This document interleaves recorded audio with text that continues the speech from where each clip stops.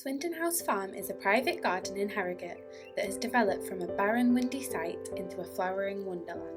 Penny Brook has transformed the 3 acres of land here into a haven for bees, butterflies and birds by planting up over 3,500 native trees and mixed hedgerows.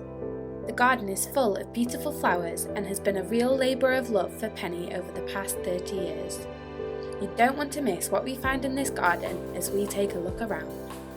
There wasn't anything here when I moved here, and so every tree and every hedge and every plant I've put in. It's a difficult site, so we're on heavy clay, and it was a really exposed site, so a lot of wind and frost, so not easy. So it's been a steep learning curve really as to what will grow. I just sort of started digging, and I knew I needed to plant trees and hedges to create the windbreak, so that was the first thing. And then just the rest of it just sort of followed on really. So these are the main sort of large borders. This actually is sort of self-created. So I put the iris in and then the Nautia have seeded in. I just think that's really, really pretty, and it's covered in bees, and that's a highlight for me. I just let sort of things come in, so the campions and the foxgloves, the verbascum, they're all sort of self-seeded. The Sidalcia is coming out now, so that's quite nice. The white, it's pretty. The primulas, they have seeded in, so they're really pretty. This area is something I'm working on at the moment, so I've put some roses in. They're David Austin roses, and it's just now a matter of sort of underplanting and working out what will look best in here. And then there's the Veronica, which is always lovely. It's just going over now, but it's so sweet in the spring. And the pond through here, and the water lilies coming up, that's nice. So we've got the campanula just spread themselves, which is really nice, and the primulas have finished here, but there's usually primulas, and then obviously the foxgloves. The Delphus is looking nice, and it smells spectacular, but we call it the bubblegum bush because it just smells of bubblegum to us. So yeah, that's looking nice. Next to that's a lilac. My brother gave that to me, and it was this sort of height, so it's really nice. Everything's all grown up and matured.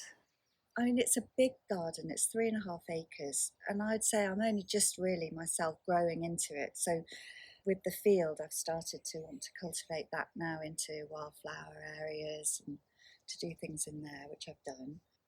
This area here I've made into a wildflower area. It was just sort of a dumping ground for various things, and so it's nice to make something pretty out of it. Mr. Taylor has made the willow hurdles just to sort of define it really.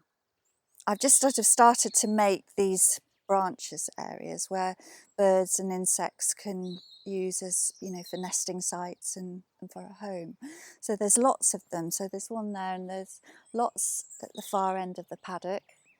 You can't see them at the moment because the grass is long, but birds are nesting in there, which is really nice that they've just started to do that this time. So my mum was a keen gardener. She grew all our veg at home, and my uncle also, one of my brothers. And I wasn't particularly until I moved here, and then I just got more and more into it. And the more you learn, the more interesting it becomes.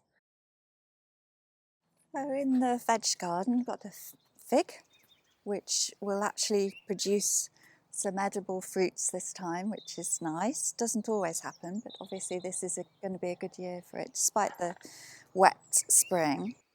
Rhubarb does really well. We're in the rhubarb triangle here, or just north of it, so that's nice. The courgettes are doing okay. Potatoes, fine. Got some beans growing, some leeks and some Brussels. Artichokes, which I think that's great that they grow here because it's very cold. It can be a lot colder here than in Harrogate. We're in a frost pocket. I just created this really as an entrance just for the barn for guests, but I think it's become one of my favourite bits actually, because again it's a mixture of cultivated and wild. So we've got the corncockle and the nepeta, which is nice. The Nautia, that's just seeded itself in, decided it wants to grow here, so that's good. The campanula, delphiniums. Oh, it's sort of a cottage garden feel. The sanguisorba lum, I just think that looks quite nice next to the cornflower.